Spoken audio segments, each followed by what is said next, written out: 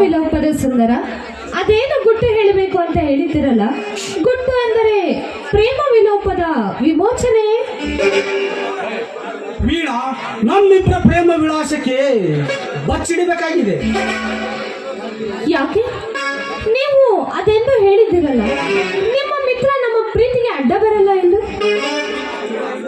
ವೀಣಾ, ಇದುವರೆಗೆ ನಾನು ಸಾಕಿದ ನಾಯಿ ನನ್ನ ಕಾಲು ಬಳೆಯಲ್ಲಿ ಬೆಳೆಯುತ್ತಿತ್ತು, ಆದರೆ ಈಗ ತಲೆದರೆ ಏರಿಕೊಳ್ಳುತ್ತಿಲ್ಲ.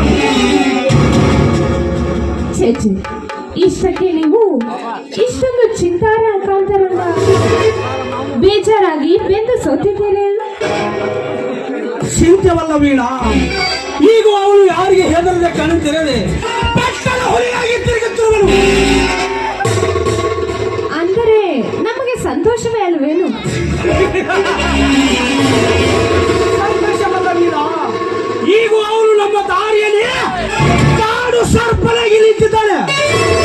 ಆ ಸರ್ಪದ ಹಲ್ಲಗಳನ್ನು ಕಿತ್ತು ಆ ಹಾವನ ಆಟ ಆಡಿಸಿಕೊಳ್ಳಬೇಕಾದರೆ ನೀನು ಹಾವಗರನಾಗಿ ಅವರ ನಡುವೆ ಆಟ ಆಡಿ ತೋರಿಸಬೇಕು. ಅಂದರೆ ನಮ್ಮ ಕಾರ್ಯಗಳು ಸರಳವಾಗಿ ಸಫಲಗೊಳ್ಳಬಹುದು. ಈ ನಿಮ್ಮ ಮಾತಿನ ಅರ್ಥ ಪೂರ್ಣವಾಗಿ ನನಗೆ ತಿಳಿಯಲಿಲ್ಲ.